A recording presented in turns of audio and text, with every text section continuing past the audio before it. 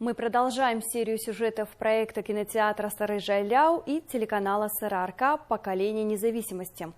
Сегодня мы расскажем о молодом директоре предприятия из города Сарань Владимире Алискерове, который все делает для развития собственного бизнеса. Владимиру Алискерову 31 год. Заниматься собственным делом он начал с открытия полиграфии в городе Сарань. Сложность работы заключалась в том, что на предприятии не было профессиональных кадров. Чтобы наладить производство, пришлось переобучать специалистов. Со временем был открыт собственный учебный центр, на котором подготавливали рабочие кадры. На сегодняшний день производственной мощности у нас около 500 видов изделий. Это около 300 видов полиграфических изделий, около 150 видов СИЗов и остальное мебель. Мебельные изделия. Также мы производим маски медицинские.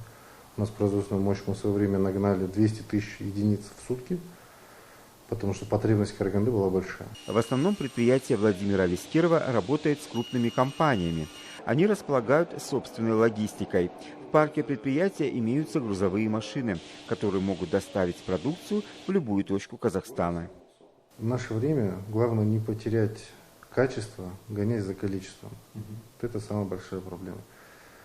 На сегодняшний день мы встали на тот этап, когда не хватает специалистов в отрасли. Отраслей хватает, и развитие становится даже не финансированием.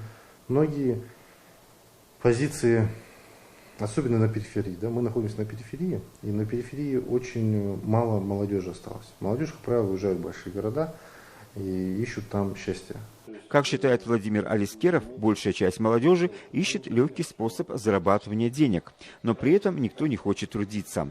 За 30-летнюю историю независимого Казахстана сделано немало для развития бизнеса, но профессиональных кадров не хватает. Николай Кравец, Ракибулан Бихожин, Зарина Зулпхар, телеканал СРРК.